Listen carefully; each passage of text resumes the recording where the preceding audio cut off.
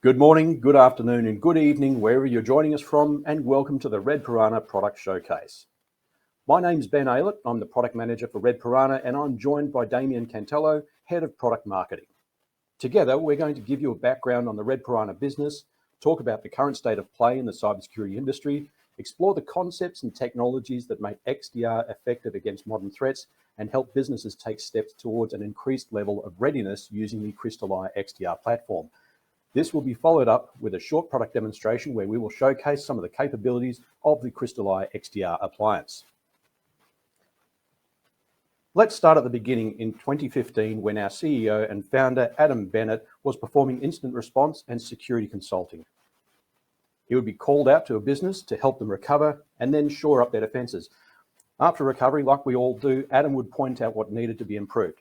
Now, when it comes to actually making change, doing is very different to just saying. You say what needs to be done, but actually getting it done does take a lot. This is a big undertaking, even for large businesses with the budget for it. So how are the most vulnerable going to make a change? This is where the genesis of Red Piranha and the Crystalline product platform launched from in 2018. So skip forward to today, and Red Piranha has grown on the back of our own IP to over 70 staff across 10 countries, 5 continents, with a partner channel that spans the globe. So today, we're a recognized pioneer of the new XDR product category, leveraging automation and highly skilled and experienced teams to deliver true SOAR and access to improve security operations. The emergence of XDR is providing security leaders a way to map the security outcomes to security solutions, because XDR is built around the challenge instead of just making new tech for the sake of it. In the industry, we're seeing other UTM providers making acquisitions to bring XDR features into their existing products and trying to get these established acquisitions to work with their tech. At Red Piranha, we're building the technology from the ground up from the outset, so we're able to offer a tightly integrated and feature-rich platform. All this work has resulted in some awards, most of which have been achieved in the last 18 months. We're proud members of Team Defence Australia. We are the only Australian-made and exported cybersecurity solution. Our pen test team is CREST certified, and we work closely with the cybersecurity community and have won a number of cyber-specific awards. We're very proud at how far we've come in the last few years and look forward to continued improvement over the years to come. This rounds out the introduction to Red Piranha, and I'd like to now hand over to Damien, who will dig a little deeper. Over to you, Damien. All right. Thank you, Ben. Okay. Now, we all know cybercrime is rising every year, both in prevalence and in cost. But as we can see here, with the biggest security challenges facing organizations over the last couple of years, the issues are predominantly about not having enough good people and not having enough budget to hire the right people. There is a massive gap between the required number of cybersecurity professionals and the number of graduates coming out of universities. And it's therefore hard for security professionals to stay across all the different aspects of cybersecurity with so many different specialist areas. And that's really where XDR comes into play. We want to start off by talking about the 7 key security outcomes. Now, most of you as security professionals will know that these are the key areas to developing any quality security program. First of all is establishing and documenting a proper security policy management system. And this is not policies that will just sit on the shelf and collect dust, but they need to be regularly tested and updated to make sure that they're relevant for the business operations. Up next is all about the security awareness training. As we know, staff are unfortunately often our weakest link in the cybersecurity chain. And so that temptation to click on that link in that phishing email is all too great. So it's super important to keep staff up to date on the latest cyber threats, and also understanding what the policies are that we've developed for our specific companies, so that they know what to do and what not to do in these cases. Next up is identity and access management. So this is about authenticating and authorizing users on the network, as well as network segmentation, because all good security comes down to starting with good network segmentation, so we can isolate and separate security functions within the business. Up next is vulnerability management. This is critical to understand what weaknesses exist on the network and on our systems. And it's not just about doing a once a year pen test, but we've got to have an ongoing program to not only identify, but obviously remediate and resolve the vulnerabilities that have been found. And this is absolutely critical to any security program. Up next is security monitoring. So this is kind of the eyes and ears of the security team. If you don't know what's going on the network, you've got no hope of shutting down and reducing the risk. So having an effective SIEM type solution, or even better, an XDR platform, is going to give you that visibility. One of the often overlooked areas of cybersecurity, and we're seeing that around half of organizations globally above 200,000 staff don't actually have proper security monitoring and incident response capabilities. Now, incident response, it's all good and well to have some technologies and security controls in place, but when something actually goes wrong and there is an attack, what do we actually do about it? And again, it's not just about fumbling for that document on the shelf somewhere. It's about having defined playbooks and processes and the right people, process, and technology in place to know what to do about it. And finally, once we've put the fire out, how do we get back to business? So that's all about the business continuity management and disaster recovery capabilities.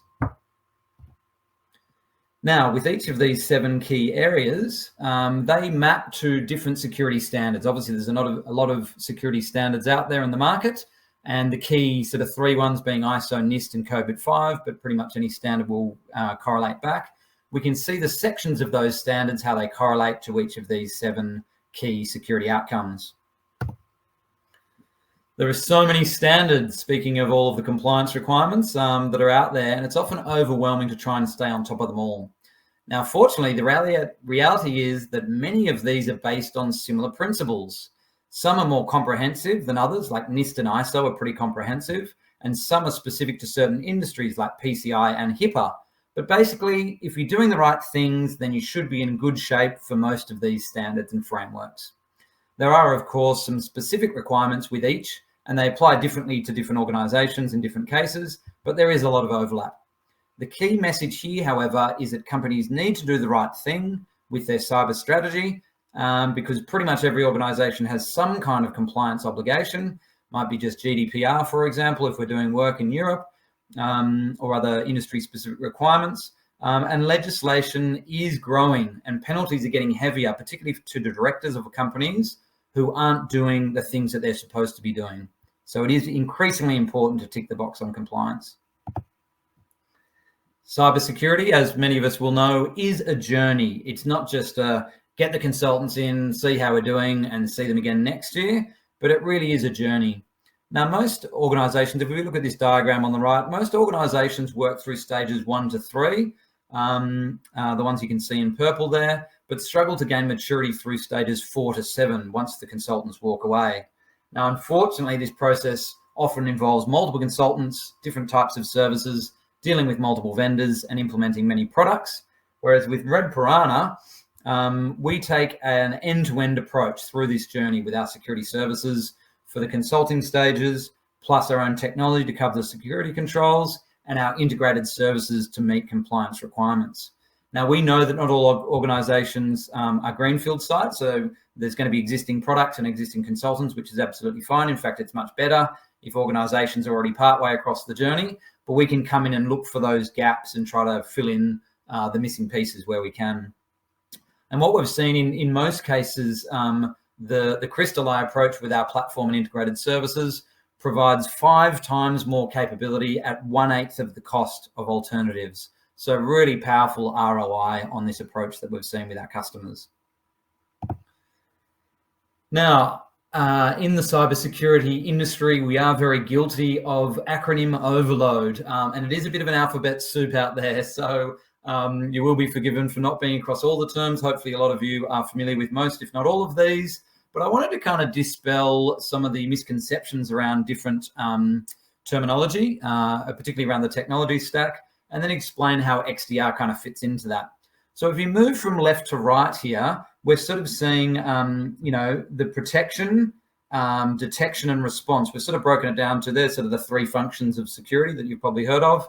So starting from left to right, most organizations will have a next generation firewall or some kind of a UTM, Unified Threat Management, either appliance or cloud instance to protect the gateway, or a secure internet gateway, whether that's a secure web gateway or secure email gateway or both. These are your traditional gateway point solutions that you have in place. Now we move across to the purple section. So SIEM, which is Security Information and Event Management, and NSM, which is your network security monitoring capabilities, they sort of fall in the detection stage. So eyes on glass, basically. Now, these areas have been criticized because the problem is, what do you do when the alerts go off? You know, organizations are getting hundreds of thousands of alerts every day, and it's very hard to see the real threats through all of the noise. So that's when the sort of the yellow section here, where we look at EDR and NDR. So that's endpoint detection and response and network detection and response. So they're basically, obviously, you know, detecting and responding to threats out at the endpoint and then on the network.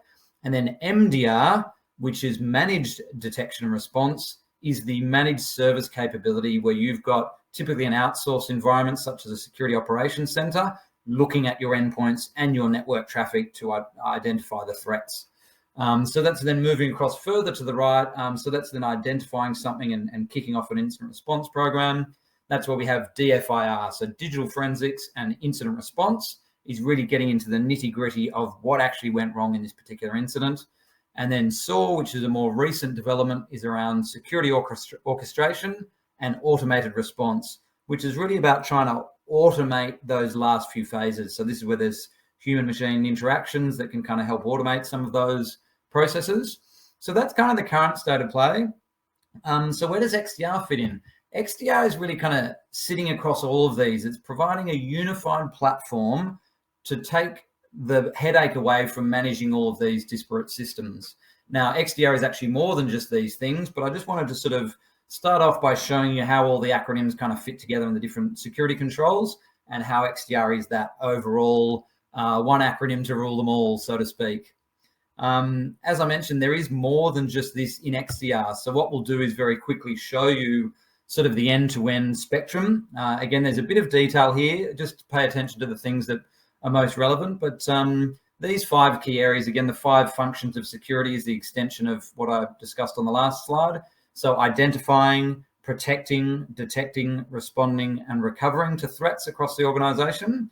So what we've got under each of these, under identification, and this is what's included in the Crystalline XDR platform. Not all XDR platforms include all of these things. In fact, I'm not aware of any others that do. They are starting to either make acquisitions to sort of tick some of these boxes, but Crystalline was really built from the ground up with all of these capabilities out of the box, and we're constantly adding to and improving that, but it really is a true ground up XDR platform. So under identifying, we have vulnerability management we touched on before, threat intelligence feeds, where we actually have feeds with millions of indicators of compromise coming from third-party and partner data sources, where we get the latest information on bad IP addresses and indicators of compromise that get fed out to all of our customers on the platform, so they're instantly protected from those new threats out in the landscape. Next, identity and access management. We touched on that one. Integrated risk management. So this is about not having sort of security technologies and a separate sort of cyber risk team. This is about integrating the two together. So you can actually have instant integrated risk management capabilities from within the platform. So you can generate reports based on endpoint compliance and other things. So it's all very simplified by being integrated into the platform. vCISO and eCISO. So this is a virtual chief information security officer. You've probably heard of similar services where people offer sort of a time-based resource approach. Well, we've extended that idea into eCISO, which is electronic chief information security officer, where basically we automate a lot of the tasks that a CISO would take care of, and we bundle them into the platform with an additional bundled package where you can get sort of like board reports and bundled hours of a highly experienced security professional to come and essentially act as your virtual or electronic chief information security officer. So next we look at protection. So this is where you got your traditional security controls at the gateway, like your firewalls and your intrusion detection and prevention systems. Secure internet gateway we touched on. The SASE, SD-WAN, and ZTNA. So this is all of your kind of remote access kind of foundational stuff. So SASE is the overall framework. SD-WAN is the technology connecting like a VPN from the endpoint back to the head office or site-to-site VPN. And then ZTNA, the Zero Trust Network Architecture, is kind of the approach that's applied to that SASE framework. So all related, but kind of all bundled under the SASE kind of banner. Then we've got endpoint protection, obviously with the remote workforce and COVID lockdown that we've all had to live with over the last couple of years now. It's more important than ever to have those endpoints locked down. And we have what we call the Caesar app, which we'll have a very quick look at later on, which is the Crystalline Attack Surface Reduction app, where basically you can lock down endpoints, and we'll go through that later. Application whitelisting is a really, really important one. It's number one on the Australian Securities Signals Directorate Essential 8 and similar compliance requirements around the world is to actually block unwanted applications from running on the network. And we've got that capability at the gateway and the endpoint.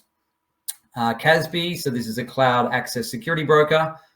So it's kind of your web native firewall policy implementation where you can segment web application access, like for SaaS products and services from your general web traffic. Next, we get into detection. So security information event management and network security monitoring we touched on. That's both your host-based and network-based IDS event collectors, and also data loss prevention. We'll have a look at that in the demo later, but that's making sure that data exfiltration doesn't occur, or disgruntled employees not sending company secrets outside the organization. Next is response. So what do we do when things go wrong? So incident response is a key thing which we touched on. We ran through the EDR, NDR, MDR scenario, as well as SOAR being the overall framework to automating it, and then also virtual patching. So this is key. Once there is an outbreak or an incident, we can actually apply virtual patching across the network to shut down the risk and the threat. From there is the recovery, as we touched on before. So we've got backup and recovery functionality from the system, and we can assist with developing business continuity management, documentation and frameworks. So that's pretty much the spectrum of cybersecurity. I know that there is a bit there, but I think the key message here is XDR is a unified platform to do all of these things simply within the single system. All right, let's start with some of the problems. We sort of see, the threat landscape is becoming more complex and hackers are becoming more sophisticated. Compliance obligations are becoming tougher and businesses are often overwhelmed. Third-party risk is a massive driver for change and forcing businesses to really step up their game. Siloed security systems with a mix of vendor products aren't integrated together, and it's really hard to identify real threats from all of the noise. And incident response is often manual and very slow. So what do we do about this? The solutions are, Crystalline includes automated actionable intelligence. They're the threat feeds I talked about on a couple of slides earlier, with daily threat updates to make sure that you're staying across those changes. We have a range of products and services to help you achieve a range of compliance obligations. So instead of compliance being a hurdle, it should actually become a competitive advantage, because you can actually go out and win new business and win tenders by saying, hey, we're now ISO compliant, or we're following these standards, or we're on the path to ISO, or whichever standard you choose, which is really powerful. We can help you achieve third-party requirements and help you win tenders, as I mentioned before. That's sort of like the third-party confidence. And it's a unified platform that brings all the security controls into one place instead of being siloed. And instead of drowning in alerts, we have a 24/7 security operations center, which provides proactive security monitoring to identify the real threats. And finally, instead of a manual response, we apply rapid response, which is integrated into the platform to minimize attacker dwell time. Let's have a look at the attacker dwell time. So this is the real challenge with security monitoring and incident response. And this is where we really see the gap with most organizations. As we said, 50% of sort of medium to large organizations aren't doing this monitoring and incident response. So let's sort of break that down. The latest report from this year actually show that the average time to identify and contain a data breach is 311 days, which is up from the previous year. And the majority of that time is actually dwell time. So it's actually where, as we see nowadays, the typical attack vector is automated attacks, where they look to compromise known vulnerabilities out on the internet. And then once they do that, they can sit there dormant for, the better part of a year without doing anything. And then these hacker groups, what they do is they say, right, we've now compromised all of these systems. Now let's pivot the attack internally and look to really do some damage. And that's when they can start launching, ransomware or really start to take some systems down. So the real opportunity here, I mean, it is certainly harder to stop it once they've kind of got their claws into you. Then it's more effort to try to shut that down. But those initial sort of 9 months or so, it's much easier and quicker and cheaper to shut down the threat in that time. So you don't want to have these nasties, these skeletons in the closet hanging around to jump out at you later on. So it's really critical that we kind of shut down and reduce the time to detect and then reduce that time to respond. Now, as an example, we had a recent client of ours where we actually reduced the overall detection and response time to just 24 minutes. Now, that was a bit of a record for us, but, we can certainly be doing it, within a matter of hours, not, 9 months kind of thing. But it just shows the power of the system to be able to massively shut that window is just, can't speak enough to it. We're going to have a look at the incident response framework. So how do large security operations centers, what are all the big banks and proper security organizations doing, and what do we do internally? And this is stuff, this is all sort of based on the people, process, technology, and information approach. So the framework, if we look at people, it's really about incident response teams, technical experts, having fast access to decision makers. And this is what should be done with any incident response program. But what we offer with the Crystalline platform is we can cover this in the three-way engagement between Red Piranha, the client, and the MSP, or if you have a partner involved or your own tech team. So that three-way engagement between the three groups is critical to running an effective program. So next is the process. So this is about knowing what to do, how to do it, and when to do it. Now, the way that we approach this is we define this with our internal SecOps process, which we undertake with defining level 1, level 2 and 3 escalations, as well as the incident investigation sign-off. And this is where I mentioned before the human-machine teaming between all parties. So that's leveraging the automated processes within the platform and then escalating to the relevant teams to shut down any threats. Up next is the technology. This is all about understanding the network topology is critically important, and it's important to understand that up front instead of running around like headless chickens when things go wrong. So having that upfront knowledge is super critical, and things like providing the right event logs, etc. Like we need to sort of understand the environment and all the technology pieces in the network. So what we do is the tool itself, so that's available within the Crystalline platform, and this is the integration of the platform into the client's infrastructure. So this can allow the processes to take place on demand with, again, that human-machine teaming between the parties on all sides. The third point is information. So the last point is information. So this is having access to key information, things like business operations, priorities, critical assets, and the dependencies between them. And again, that's the partnership between the three parties that we set up with our client engagements that allows for access to the critical knowledge on all of these business operations and integrated back to our SecOps teams and your IT teams. So again, that's that end-to-end framework that's all automated through the platform. So in addition to, we just looked at the process, the framework for incident response. Now this is the process. Now this process here is based on the NIST incident response process. So where you're preparing, so this is defining roles and responsibilities, which is done in our setup process. Detection, this is defining threat indicators, which is provided as part of the threat intelligence fees that I touched on. Analysis is defining risk factors, which is done by our SecOps teams. Containment is about isolating affected systems, which are part of our playbooks and the network segmentation that I touched on. Eradicating the threat is about removing affected systems and initiating forensics. So this is also part of the playbooks that we have predefined and ready to go once an incident occurs. And also we have the digital forensics fully integrated into the system, making it much easier and more cost effective. Then we have the recovery. This is obviously about restoring systems, and our backup and recovery processes can kick in here. And finally, the post-incident handling. This is about defining KPIs and the incident review and lessons learned to make sure that we're optimizing the process over time. So we have defined post-mortem review processes ourselves to make sure we're improving the incident response process over time. So hopefully that's demonstrated how we're following, industry best practice and automating and integrating all of that into the XDR platform. So what are the benefits? At the end of the day, we've covered a lot of, sort of technical detail and specifics there, but it's all about business outcomes. This is what we're here to deliver for our customers.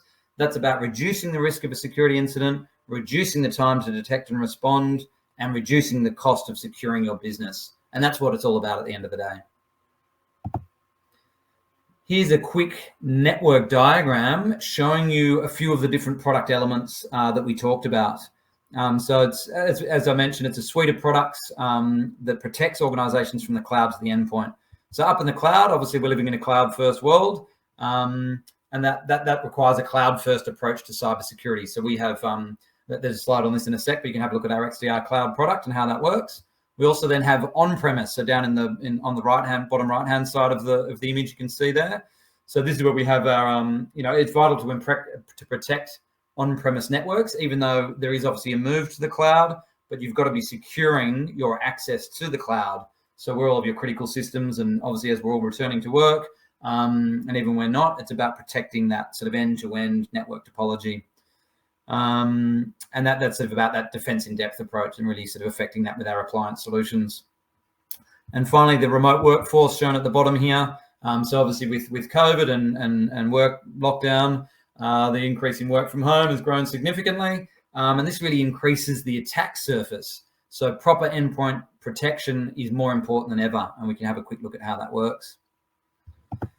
Okay, Crystalline XDR cloud. This is, as I mentioned, the cloud solution. The key benefits are securing cloud footprints, protecting remote staff, and managing multiple clients. In the case of MSPs who have multiple clients, they can actually manage it in the cloud more simply and effectively. And we have these cloud instances available in TPG, AWS. We're just going live with as we speak, and Microsoft Azure coming up next. So keep an eye out for that deployment coming soon as well. Next up is Crystalline XDR on-premise. So these are the appliance that we mentioned earlier. So we offer a wide range of appliance with throughputs from 40 megabits per second up to 40 gigabits per second. So we're sort of getting record-breaking speeds of true security throughput. So instead of mass producing lots of units which sit on the shelf, we actually custom build our products, and we're now shipping, we've just started shipping 11th gen Intel processors. So you're always getting the latest technology, and our hardware performance far exceeds any of the alternatives in the market. So I'm keen to have a discussion about specific requirements offline where relevant. So it's unified, it's simple, high performance, and it's cost effective. A quick point here while we're talking about the hardware. Obviously, in a perfect scenario, you want to have your security gateway solution sitting inline, as you can see with option 1. But we understand a lot of organizations already have a lot of existing security infrastructure. So what we often do is we put the device in behind your existing gateway. So you can see the little red shield sitting behind the blue firewall. So we can still provide some inline protection capabilities, but all of the value add around NSM and SIEM capabilities and incident response capabilities you can still take advantage of. Or option 3 is the out-of-band option, where you get less of the value, but it's less change on the network, but you still get all of the incident response and security monitoring capabilities, plus the other good stuff. So the short answer here is we don't have to take a rip and replace approach. We can actually come into any organization and find a way to add value with minimal impact. And then we can grow over time as part of that security journey. Here's the endpoint protection I mentioned. So we call this CSER, Crystalline Attack Surface Reduction, because as we said, it's all about reducing the attack surface out to the endpoints, given the remote workforce now, basically you're only as strong as your weakest link out on people working at home. So this is an app that gets deployed out to your endpoints, can also be deployed on bring your own device scenarios where relevant.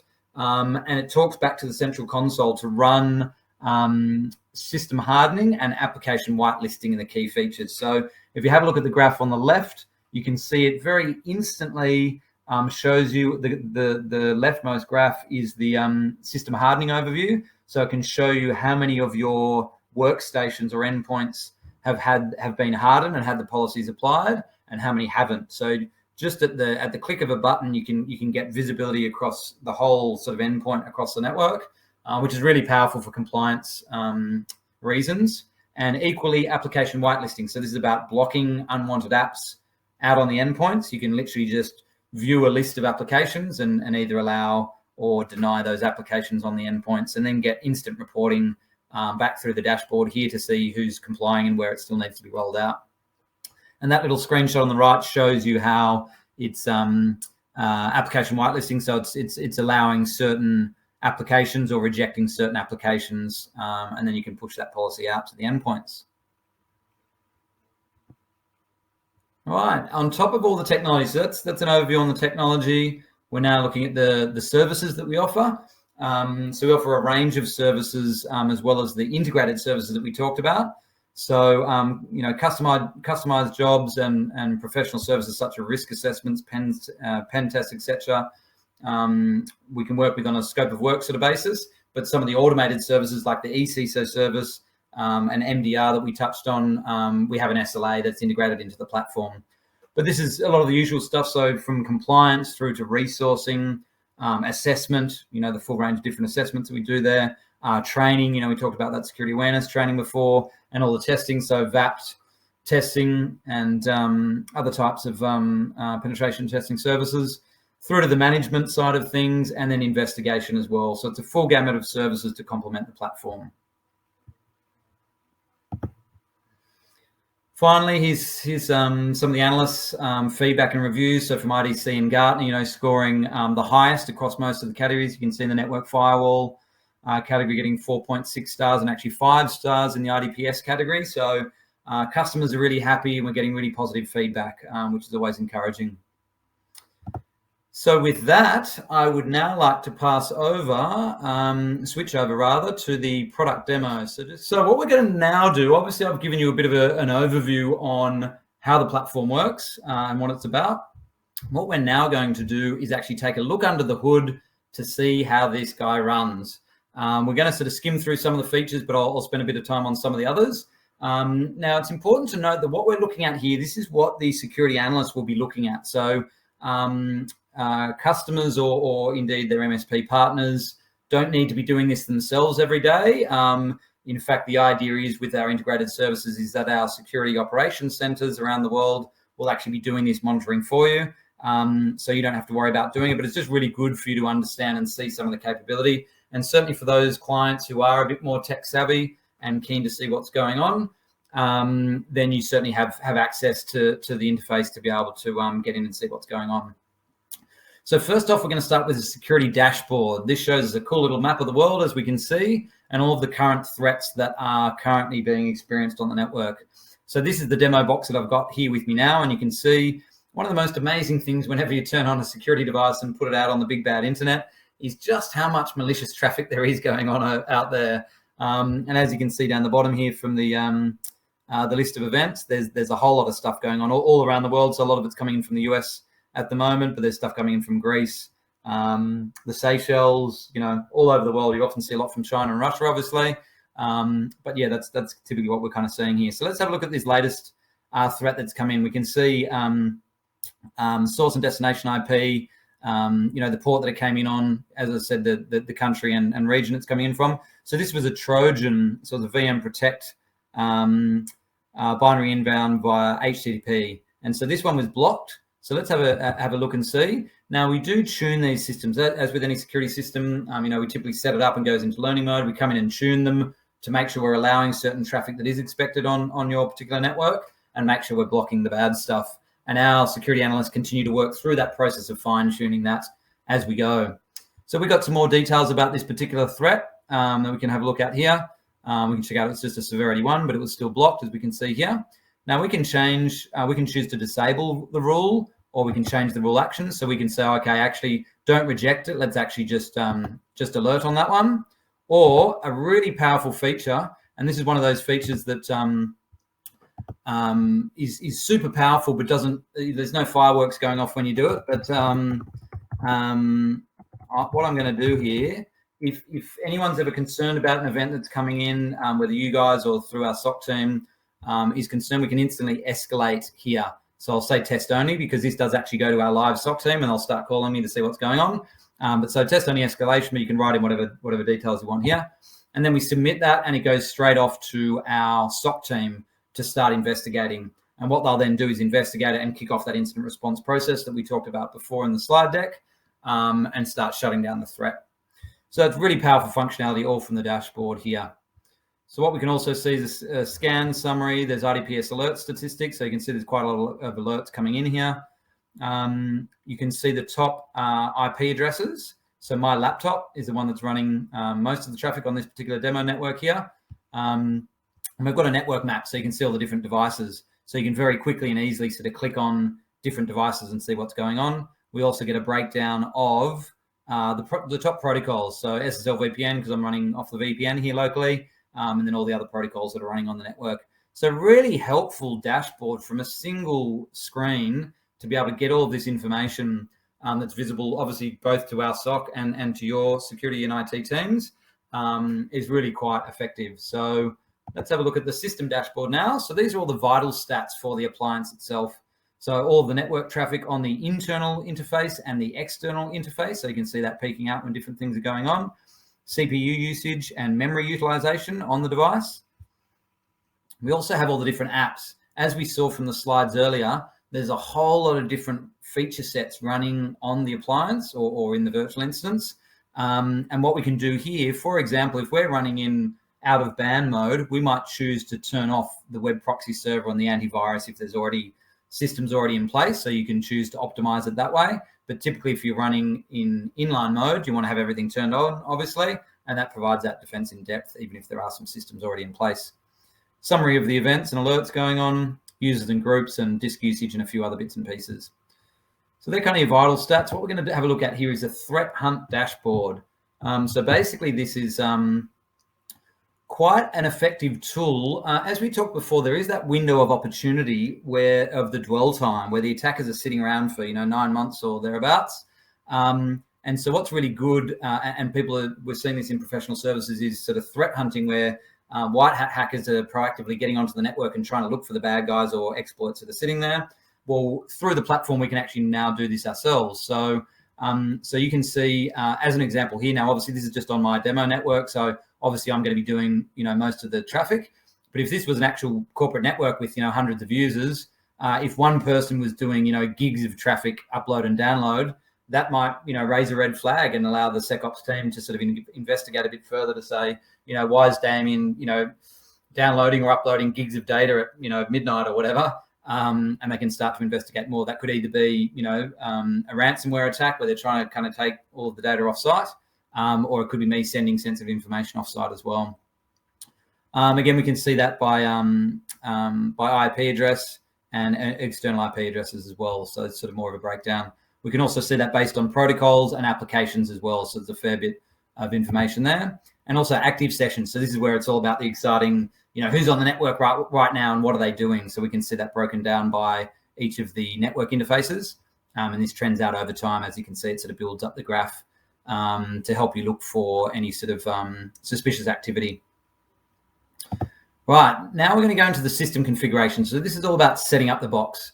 So the task scheduler in particular is quite an important one. As we said before, it's all about automating and systemizing what are otherwise manual processes. So doing a daily PCAP cleanup or having different schedules for off-peak and on-peak hours just reduces the manual workload. Under account management, so we do run, the device can run as a primary or secondary AD, and we can also define users and groups in here. So it's all about the identity and access management. You can back up the device, so that's either bare metal, so that's everything, or just a configuration if you're just doing an update, for example. A few standard settings that you see here: hosts and groups, mail settings, software updates. So the system, obviously gets software updates pushed out to it, and system registration. Now we're going to jump into the network control. So getting a bit more into the nitty gritty. There's a certificate manager here, and you can actually set it up as a certificate authority, so it can become your primary gateway. Device management. So we've got the network map that we sort of looked at before, and you can actually sort of give them nicknames and kind of map them that way as you implement the system. Email scanning gateway. So this is all about obviously scanning emails coming into and out of the organization. Quality of service is a really important one. So you can prioritize IP telephony traffic over web browsing or whatever it might be. There's standard routing capabilities here. So when you're sort of setting it up as a primary gateway, again, that dynamic and static routing capability. SD-WAN, so this is really your VPN capability, so both IPsec and SSL or web VPN, so typically for client-to-site and site-to-site connectivity. You can also set up the device as a wireless access point, especially for branch offices. So next we're going to jump into the security configuration. This is where we actually see the security features that we talked about on those earlier slides. So advanced firewall. So this is your kind of, next gen firewall capability. So setting up all of your security zones, and then you've got different traffic rules and application rules that you set up on there as well. You can import rule sets from existing firewall rule sets or create new ones once we deploy the system. Force field is where we get our automated actionable intelligence. So they're the threat intelligence feeds coming into the system to make sure you're protected against the latest threats. We also have gateway security. What I like here, so anti-malware is a good one, and anti-AV is pretty standard. But with anti-phishing, as we said before, you're only as strong as your weakest link. Unfortunately, that is usually staff.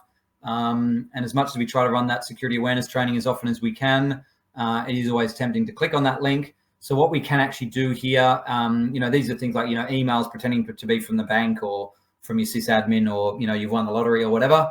So we can look for, if there's any cloaked URLs or SSL mismatches, then we can actually block those at the gateway. And we also have a heuristics engine and a signature engine to make sure that we're blocking as many of those phishing emails from coming into the network.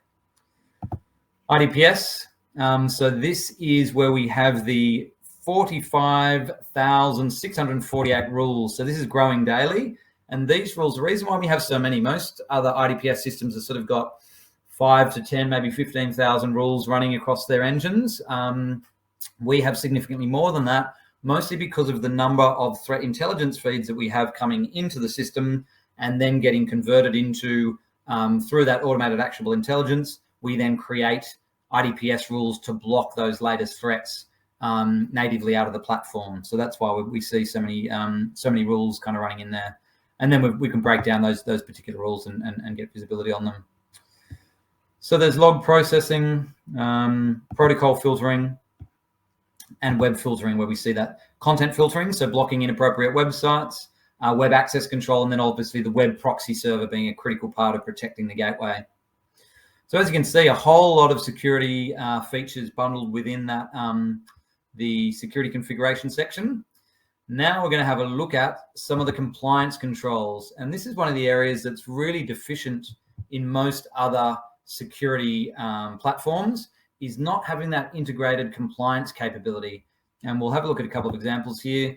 Data loss protection or prevention. So this is all about disgruntled employees, sending sensitive files out of the organization. So what we can do here is we can set up rules. So there's certain things, there's just some standard rules, like it'll monitor for credit cards and social security numbers and other sensitive information. And also looking at file movement will happen automatically. But we've got this cool feature here, which is a sensitive file list. And what this allows you to do is to very quickly and easily add files that are, commercial in confidence files. I've uploaded as a sample here a pattern specification. It's not one of ours, but just one that I've put in here for demo purposes. And what happens is we take a log of this file and we take an MD5 hash of that file. And if that file is seen to be leaving the organization, then you can choose to either, you can see it's got reject or block that file from going out. So again, sort of stopping people selling company secrets or whatever else going on across the network. So really powerful feature, and again, integrated straight into the platform, which is really powerful. Incident response is all what we talked about before. I've spent a bit of time on this. There's a couple of slides that we talked about, what's the framework and what's the system and process around it. This is all how it's integrated directly into the platform. And that's based on the SIEM capabilities. So you can see the SIEM agent is running here. And these are all the contact details for, the contact people, just my details for this demo. So then we've got further backup capabilities. PCAP Snap, this is a good one because we do have packet capture. So this is typically what happens if an organization doesn't have a security partner engaged. What happens is they get hacked. Then they have to call in the Big Four or a security specialist such as ourselves or one of the others. and they come into the network and they stick a box in there, typically as a packet capture, something like Wireshark, just to see what's going on in the network. And now the problem is it's really hard to identify what occurred when you're coming in afterwards. It's like, they've robbed the bank and, the cops come afterwards and then sit around trying to, unravel the mystery. Well, obviously, if you're there at the time, it's much easier to understand what went wrong. That's why the integrated packet capture capability is really powerful and again, just available out of the box. Next up, we've got the risk auditing. So this is where we do the compliance control out to the endpoints. So remember we talked about the Windows, the Caesar app that I mentioned before. So this is about the endpoint protection side of things. So you can download the app and run it here. And then what you get, this is where the screen has the reports showing all of the devices that are compliant or not compliant. There's not enough on this network to show because it's just a demo. But basically you can get really good visibility on what's going on the network, as we saw from the screenshots in the presentation. And standard storage capabilities. One of the final ones we'll look at is around the vulnerability management capability. So as we know, typical vulnerability assessment or pen tests, you're looking in the tens of thousands of dollars for medium to large organizations, depending on the complexity. But what's really, really powerful, and this is one of the features that I really love, is having automated vulnerability scanning straight out of the platform. So what we can do here is add a new vulnerability scan, and we can just call this, weekly scan or whatever. And you can actually choose the schedule. You can say, look, let's do it on this particular date or do it regularly. This is a one-time scan. I'll do it weekly or monthly. And this is just so powerful to be able to have this ability to identify the latest vulnerabilities on your network as often as monthly or weekly. Because typically what happens, because it's normally a tens of thousands of dollars sort of engagement, as I mentioned, most organizations only do it once a year, but you're only as good as your last scan. Literally the day after you receive the report, it's pretty much already out of date. So you've got 364 days of an out-of-date VAT report. So having that frequency much higher, because when you're deploying new systems or new vulnerabilities are being announced, you need to kind of stay across it. So we do this for $600 per scan, which is unheard of. That's like, less than 10% of the cost of the cheapest, VAT service that you could get traditionally. So that's just a super powerful and super price competitive capability, again, built right into the platform. All right, final couple of steps here before we jump into some questions. But each of the, this is the reporting capability. So each of the screens and dashboards that we've seen really has its own report that you can run. So you can just export a PDF or do whatever you need to do. My favorite one is the executive report. As pretty much every organization now, and certainly those with any compliance obligations, need to be running a cyber risk report, to give to the board on a quarterly or annual basis. And this is normally done at the 11th hour, just before the board meeting. The IT manager says, oh, quick, get a cyber report together. We've got the board meeting on tomorrow. And everyone scrambles around trying to get something done, and it's too little, too late. Whereas from here within the platform, you can very quickly and easily, because we've got access to all of the data and all the sensors and all of the different security controls are integrated here, we can come in and choose which elements of the system to report on. We typically say all of these, and then you just export it as a PDF. We can also schedule these reports. So you can say, hey, just literally just run the reports quarterly, and then you can just literally pick them up and run into the board meeting and show them.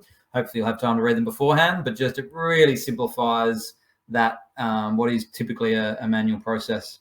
So yeah, we don't need to go into all of these reports because they're pretty much based on, as I mentioned, the screens that we've sort of been through here. And then pretty much the final or the second last section of the platform is the marketplace. Now, because there are so many features within the platform, we do understand that they're not always relevant for all organizations. So we did see on the dashboard earlier where you can just turn off certain services, but we've got even more granularity here where each of the kind of subsets of those features are what we call apps. I know we didn't come up with apps, but we just call them apps in the sense that they're sort of really features that allow you to kind of switch them on and off at a really granular level. So if there's certain things, like if you've already got an Active Directory server, we can just uninstall that from here just to make the device more efficient. and to focus on the core features that you need. So you can just install and remove them very easily. So yeah, there's a whole list of things. Like pretty much each of these features maps back to that slide we saw earlier on in the deck, where there's instant response, high availability, IPsec, multi-WAN. So everything you could hope for is all in here in the marketplace. And finally is the support capability. So straight from the platform, you can obviously submit a bug or ticket request, or kick off real-time chat, look at the forums as well, or get through to your account dashboard. So that pretty much rounds out the demonstration. Hopefully that's been really helpful. Again, obviously just this dashboard is kind of my favorite screen. Just to get so much information on that single screen is just super powerful for you guys as IT organizations and also ourselves as your security partner. So with that, I might like to extend a big thank you for joining us in the webinar today. And please feel free to follow up with any questions you might have. Thanks very much.